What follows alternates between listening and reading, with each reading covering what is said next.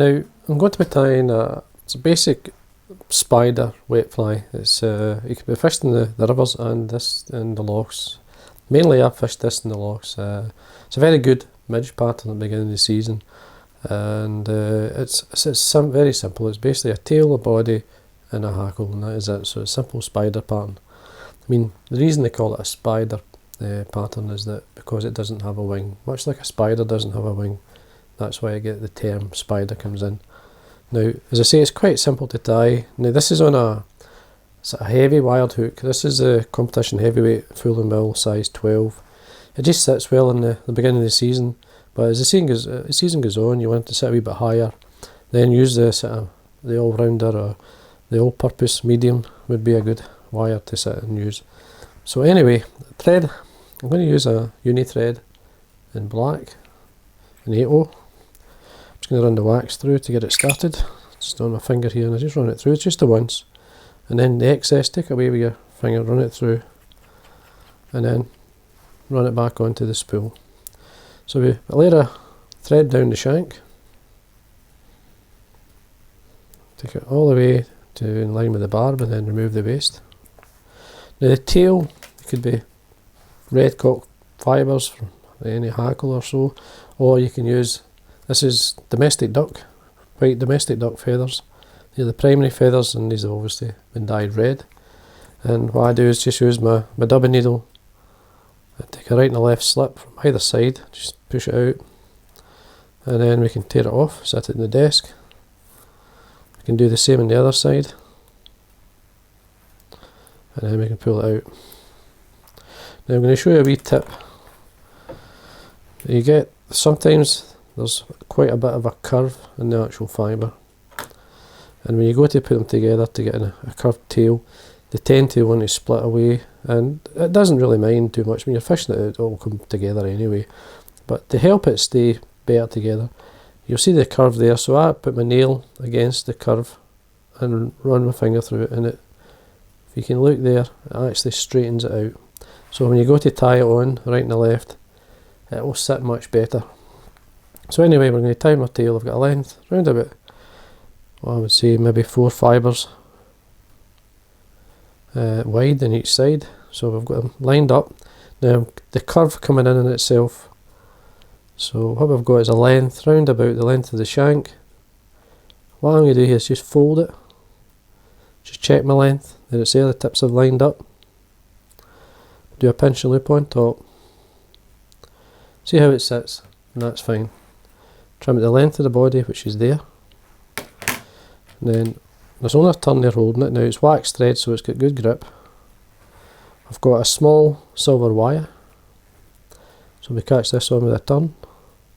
Again, have the waist end the full length of the body, so we don't want any steps. But as a slight variant, what I do, this is when I tie for a boy in Ireland. I put a red holographic thin, or a small red holographic. This is going to be on top of the body and the shank.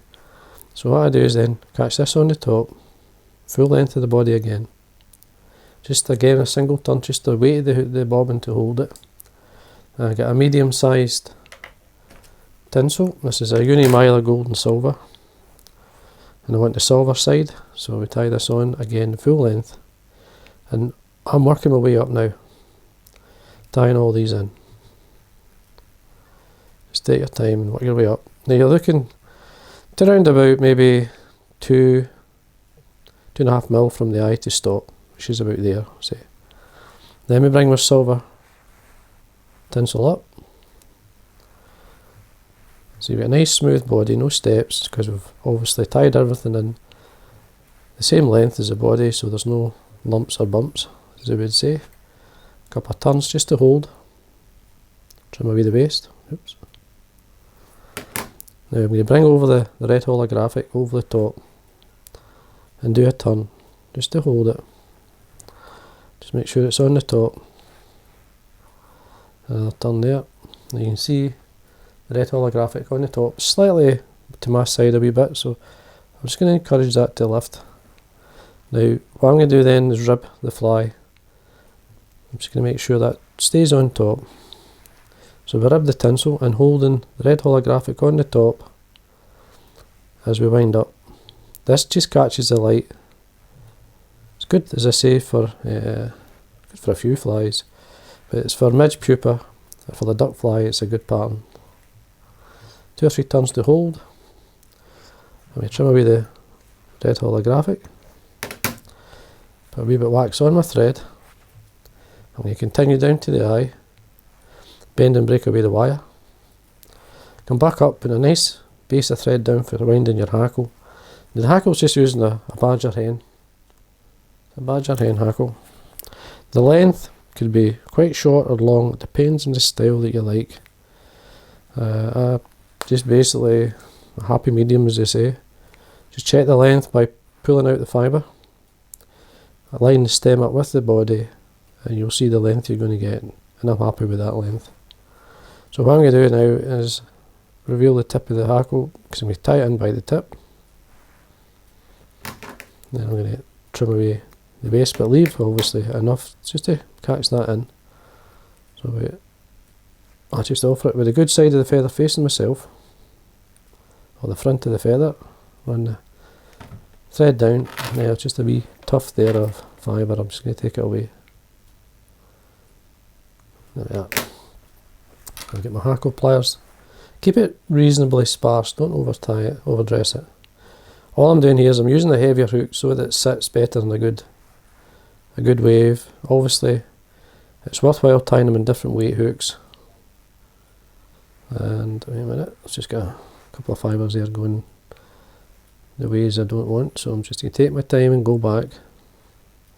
I want nice straight turns.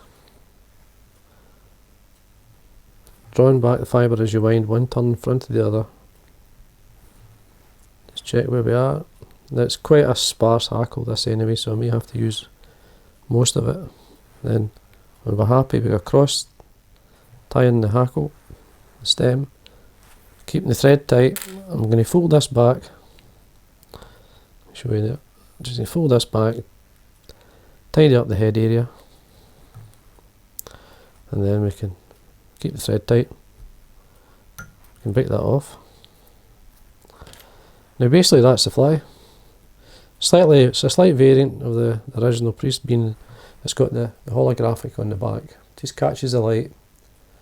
Midge have a kind of red sort of glow or rib in the natural midge. I know it doesn't look like a midge pattern, but it does give that impression, and it certainly works. There's many people who use it. So what I'm going to do now is just whip finish. You could put jungle cock eyes on it, but I'm not going to do it. Just leave them off. They could act as small wing buds, but we can leave them. And there we are. And that's basically the priest. All we have to do now is just put a wee bit of coat varnish onto the head. Just using the brush, you can use your dubbing needle to do that. So just touching the head all the way around. Don't get your varnish onto your hackle tips or your fibres. And that there is fine. And that's basically a slight variant of the priest, as I say, with the red holographic in the back. But for this gentleman to tie this for it does really well for him. So you can try it. You can leave it out if you don't like it. But it does work. So I hope we enjoyed that.